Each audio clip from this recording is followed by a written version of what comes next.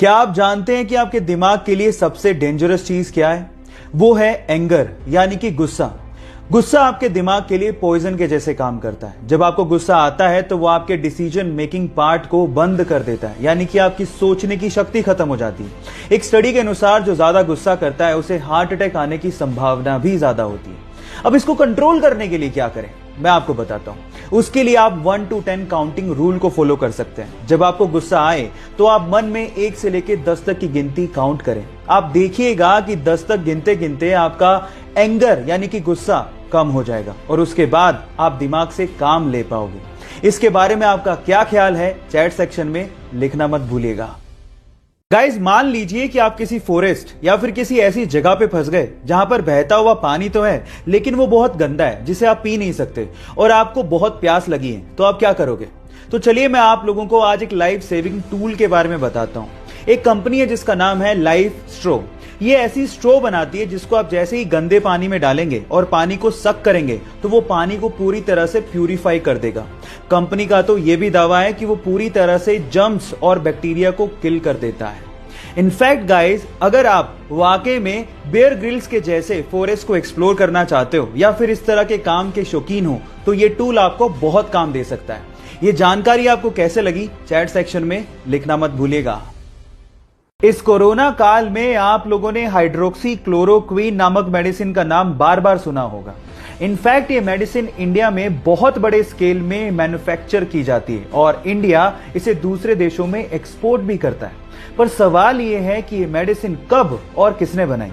Don't worry, मैं आपको बताता हूं। ये सन 1934 में इंडियन साइंटिस्ट आचार्य प्रफुल्ल चंद्र रे ने बनाई, जिन्हें हम लोग फादर ऑफ इंडियन केमिस्ट्री भी कहते हैं। इसी मेडिसिन को सेकेंड वर्ल्ड वॉर में बहुत सारी जानों को बचाने में काम भी लिया गया था। क्या इसके पहले तक इफेक्ट आप जानते थे? और अगर नहीं जानते थे तो चैट सेक्शन में लिखना मत भूलिएगा। हमारी अर्थ पे बढ़ते हुए पॉपुलेशन की वजह से कभी कभी ये दिल में ख्याल आता होगा कि काश हमारी धरती थोड़ी सी बड़ी होती। लेकिन अगर ऐसा होता तो इंसान को एक नुकसान भी होता, और वो ये कि इंसान कभी भी स्पेस में नहीं जा पाता। एटलीस्ट 2020 तक तो नहीं जा पाता।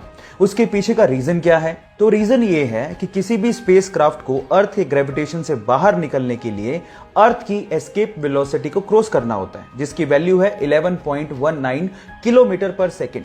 लेकिन अर्थ बड़ी होती तो उसका ग्रेविटेशन ज्यादा होता और उसकी एस्केप वेलोसिटी भी ज्यादा होती, और इतनी टेक्नोलॉजी हमारे पास एडवांस है ही नहीं जिससे हम उस एस्केप वेलोसिटी को क्रॉस कर पाते हैं। तो ये इंटरेस्टिंग फैक्ट जो आपने अभी सुना, उसको सुन के आपको कैसा लगा और ये जानकारी आपको कैसी लगी, चैट सेक्शन में लिखना मत भूलिएगा। गाइस, ये घटना है दिल्ली के इसी लॉकडाउन के पीरियड की, जब एक ठेले वाला अपने ठेले पे फ्रूट्स बेच रहा था। लेकिन थोड़ी देर के लिए उसे किसी काम के लिए ठेले को छोड़ के जाना पड़ा। लेकिन उसके बाद जो हुआ वो बहुत ही अजीब था।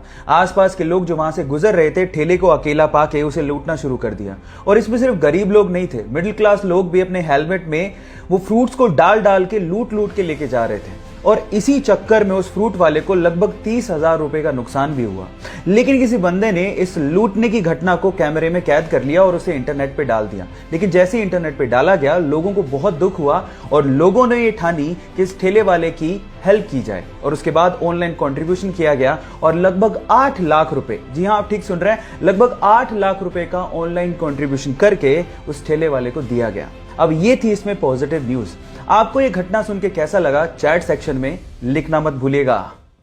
प्राचीन भारत के 2 ऐसे फैक्ट जिसे जानने के बाद आपको भी प्राउड फील होगा। नंबर 1, प्राचीन भारत में जब लोग मेडिटेशन किया करते थे तो उसे लोग ध्यान कहा करते थे। जब ये प्रैक्टिस भारत से चाइना गई, जी हाँ गाइस, ध्यान की प्रैक्टिस भारत से ही चाइना गई थी, तब चाइनीज लोग उसे चैंग के नाम से पुकारने लगे। लेकिन जैसे ही प्रैक्टिस चाइना से जापान की तरफ गई तो जापानीज लोग इसे जेन के नाम से पुकारने लगे। है ना ये इंटरेस्टिंग फैक्ट। फैक्ट नंबर 2, आपने बचपन से ही रामायण के बारे में सुना है, लेकिन क्या आप इसका मतलब जानते हैं? डोंट वरी, वो भी मैं आपको बताता हूं। रामायण में राम तो भगवान राम है, लेकिन यन का मतलब होता है यात्रा या सफर या जीवनी।